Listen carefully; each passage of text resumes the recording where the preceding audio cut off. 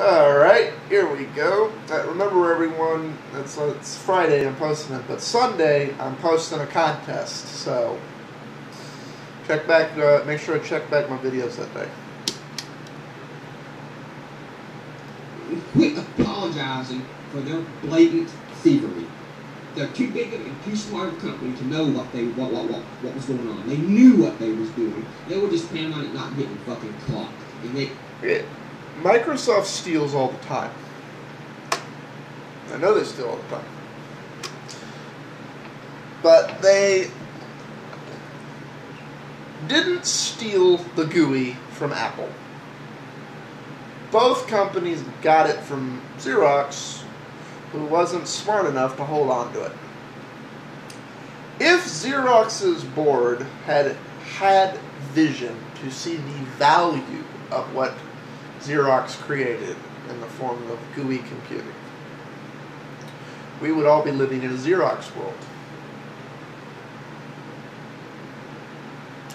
However, Apple computers wouldn't exist if Hewlett-Packard had had the vision to keep its option to have full and total rights to the Apple I. Every single innovation over the past 30 years, which is the current, setup of Silicon Valley, all the big companies,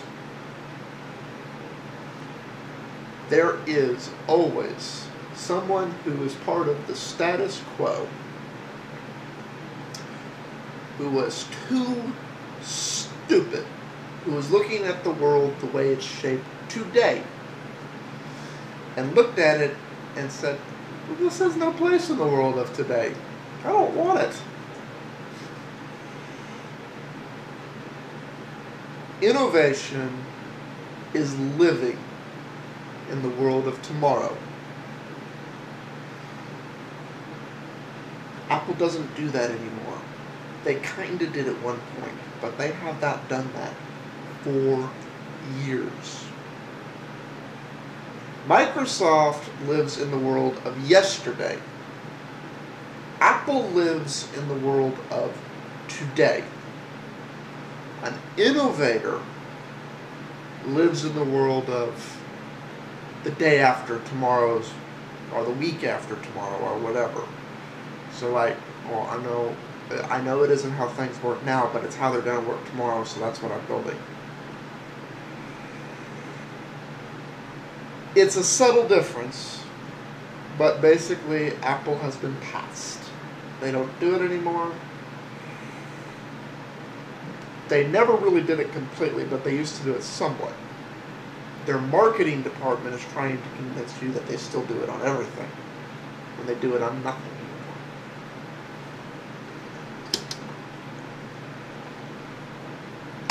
He got caught. No way. But I digress from my point. Microsoft should have made the source code for its tool available. And most certainly shouldn't have offered it under the license terms it did. So at least we agree. But it seems like to me you're letting them off the hook a little easy, man. This is blatant thievery from the open source community. And if you like Linux the way it is, you should be very upset about this. I am pissed about this. I'm pissed every time Microsoft steals from the open source community. The greatest computers of all time. I'm pissed every time Apple steals from the open source community. In our lifetime today.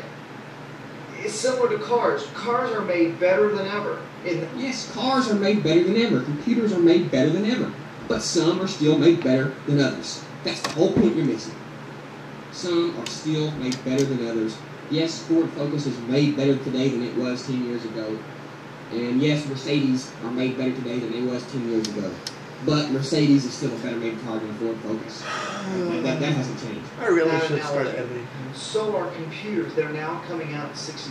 Where did Windows come from? Very simply, Bill Gates couldn't be bothered to write his own operating system for the IBM PC. So we... Okay, Emeek, you're talking about DOS. Yes, Microsoft has been on a bot DOS. Part of why it was such a good command line operating system, to be honest. They didn't steal Windows. They just basically started from the same place Apple did and went a different direction.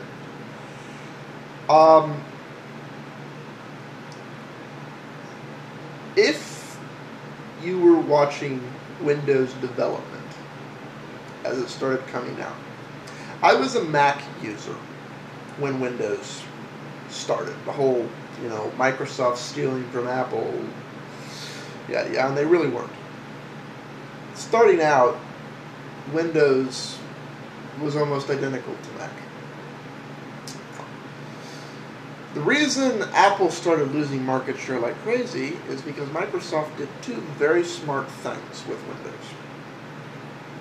One, they didn't try and maintain draconian control of it. They licensed it. Two, they innovated.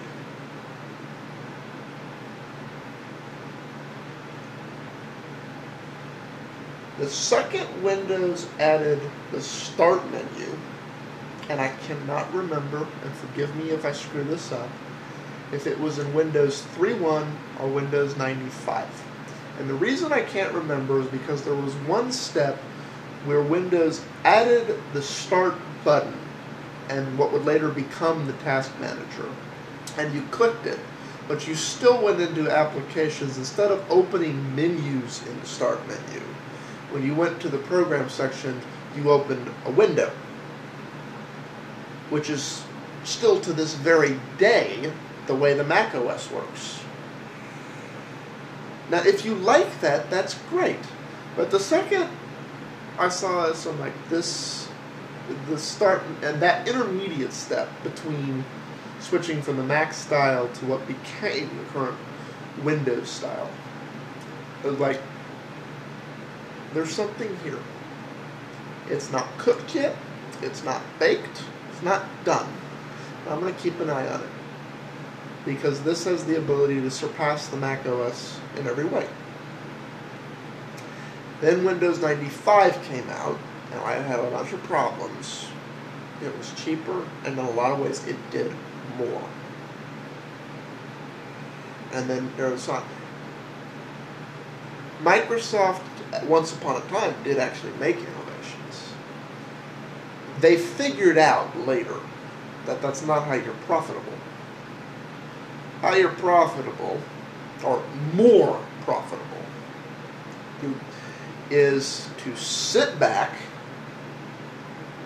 let everybody else work hard to figure it out, and then once it's clear what the shape of things are going to be, then go, okay, yeah, that's definitely the one that's been proven is going to be the standard. We'll add it now. Which is why I say Microsoft lives in yesterday. In Microsoft's world, all the innovation was done yesterday. So their today is yesterday. Apple is a little bit ahead in that respect, in that they live in today. They're like, ooh, this is being cooked, and these are the parts of it that are cooked. Let's add them in. Microsoft waits till they're fully cooked to even think about adding them in. Apple adds the parts that are cooked in, but neither one of them innovate.